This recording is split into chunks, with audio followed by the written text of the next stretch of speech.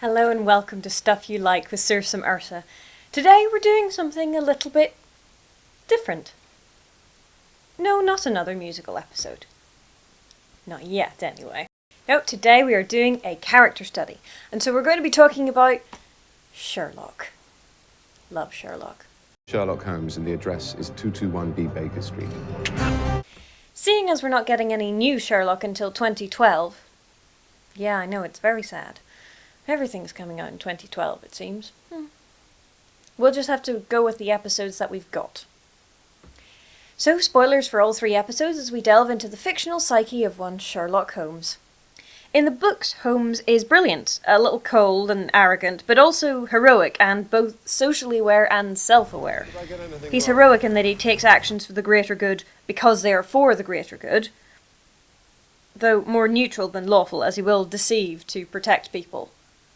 Mostly Watson. Like in The Hound of the Baskervilles, which you may or may not have read.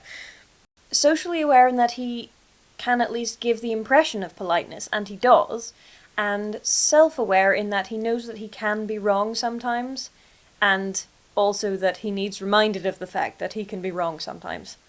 So right off the bat we find common ground with our thoroughly modern anti-hero, and anti-hero he is. Sherlock is unquestionably brilliant, and arrogant, and aware that sometimes he is wrong. Did I get anything wrong? Sometimes. He plays social conventions when it suits him because, like Holmes, he is a consummate actor, but typically Sherlock is mean to everyone, whereas Holmes at least gave the appearance of courtesy. A difference in social customs, perhaps, or a point for future development. Holmes is brilliant and feted by the public, even if the police think he's just an amateur who gets lucky. But Sherlock... Well, Sherlock is needed, but he's not really wanted by the police. They think he's a freak, at best, or a psychopath, at worst.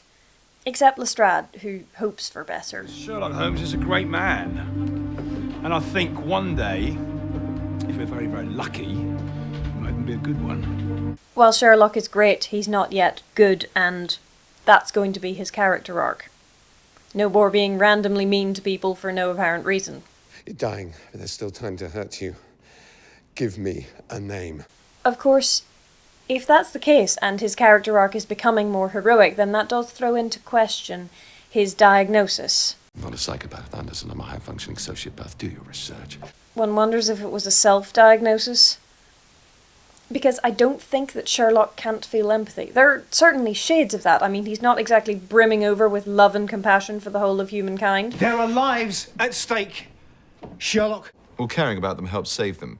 Nope. Then I'll continue not to make that mistake. And you find that easy, do you? Yes, very. Yeah, but he does like some people. Well, let me rephrase that. He does like at least one person. I've disappointed you. It's good. It's a good deduction, yeah. Don't make people into heroes, John. Heroes don't exist, and if they did, I wouldn't be one of them. And that is why John is Sherlock's morality chain. He and Lestrade and Mrs. Hudson will make a hero out of Sherlock because all the raw material is there, but the mindset is wrong. Both of them are very broken at the minute. John with the nightmares and the post-traumatic stress, and the throwing himself into the action behind Sherlock, the idiot hero. That's how you get your kicks, isn't it? You risk your life to prove you're clever. Why would I do that? Because you're an idiot. And Sherlock is not a healthy human being at the moment. Certainly much less healthy, mentally speaking, than Holmes. So hopefully that's something he can work on. In fanfiction, you get the impression that the characters don't like him, and that's just wrong, because he's brilliant and wonderful and amazing.